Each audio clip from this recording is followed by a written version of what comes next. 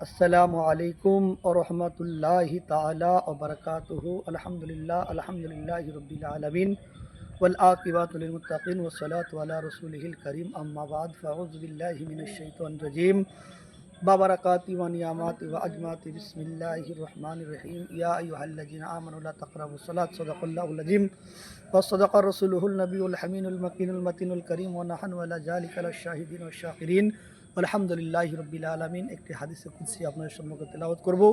আলী ওমাল কোরআন, কোরআন ওমাল আলী। আলী হলো কোরআনের সাথী আর কোরআন হচ্ছে আলীর সাথী। আজকে আমি আপনাদের সম্মুখে কিছু কোরআন আর হাদিসের আলোচনা করব।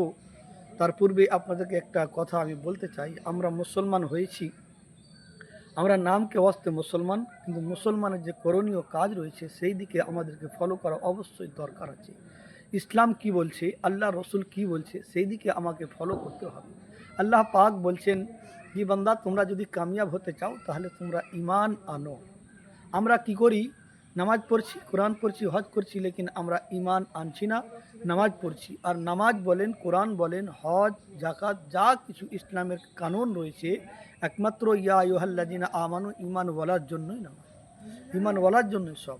তো আমি আপনাদের সম্মুখে সূরা নিসা 43 নম্বর আয়াতে আল্লাহ পাক বলেন, ইয়া আইয়ুহাল্লাযীনা আমানু লা তাকরাবুস সালাত, হে ঈমানদারগণ, হে বিশ্বাসী বান্দাগণ, তোমরা নামাজের হালাতে যেও না যতক্ষণ পর্যন্ত তোমাদের নিশা থাকবে। নিশা কি? আমার মধ্যে ক্রোধ, লোভ, আমিত্ব, অহংকার, হিংসা, গীবাত ভরা থাকছে। নামাজ পড়ছি, নামাজ আমি পড়ছি, যে নামাজ পড়তে যাই সূরা ফাতিহা পড়ছি, আলহামদুলিল্লাহি রাব্বিল আলামিন। তার অর্থ হচ্ছে সমস্ত প্রশংসা কার? আল্লাহর জন্য। যে আলহামদুলিল্লাহি রাব্বিল আলামিন, সমস্ত প্রশংসা আল্লাহর জন্য যদি হয়, তো আপনি নামাজ পড়ছেন, নামাজ পড়তে যাচ্ছেন, আপনার নামাজের মধ্যে খেয়াল চলে আসছে বেটা কী খাবে, বেটি কী খাবে, সংসার কিভাবে চলবে। এই নামাজের মধ্যে যতক্ষণ আপনার মধ্যে খেয়াল রইবে, ততক্ষণ পর্যন্ত এই নামাজের হালাতে আপনার কোনো খেয়াল থাকবে, আপনি যদি নামাজ পড়েন আপনার নামাজ কবুল হবে। তো নামাজ ঈমানওয়ালার জন্য। আজকে আমরা মুসলমান সমাজ নামাজ পড়ছি, লেকিন আমরা ঈমান কাকে বলে সেটা ফলো করছি না। নামাজ পড়ছি, ঈমানের যে অংশ রয়েছে সেই অংশকে আমরা বুঝছি না। আমরা সব করছি, লেকিন নামাজও পড়ছি।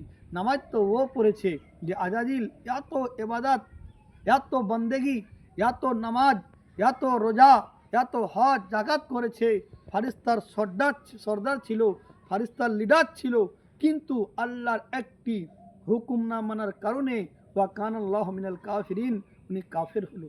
তাহলে বুঝুন, উনিও তো নামাজ পড়েছে, আপনারাও নামাজ পড়ছেন। নামাজ ওই নামাজ পড়ান, নামাজ হারা সব হারা নয়, হোসেন হারা তো সব হারা। নামাজ পড়েন, হোসেনই নামাজ পড়েন, ইবলিসি নামাজ পড়বেন না। কারণ নামাজ আল্লাহ পাক বলছে লা তাকরাবুস সালাত, তোমরা নিশাগ্রন্ত অবস্থায় নামাজের কাছে যেও না। নামাজ কাউরের জন্য মাপ নাই। নামাজ হচ্ছে আপনার মুমিনদের জন্যই নামাজ, নামাজ হচ্ছে ঈমানদারের জন্য নামাজ। তো ঈমানদার যতক্ষণ পর্যন্ত আমি হব না, ততক্ষণ পর্যন্ত আমরা ঈমানদার না হব, পুরাপুরি ইসলামে দাখিল না হব।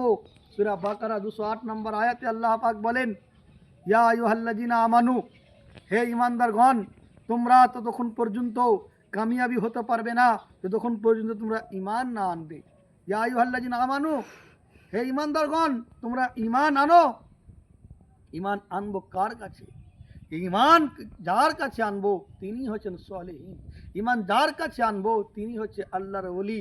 ঈমান তার কাছে আনবো তিনি হচ্ছে হুজুর পাক সরওয়ারে কায়নাত সাল্লাল্লাহু তাআলা আলাইহি ওয়াসাল্লাম।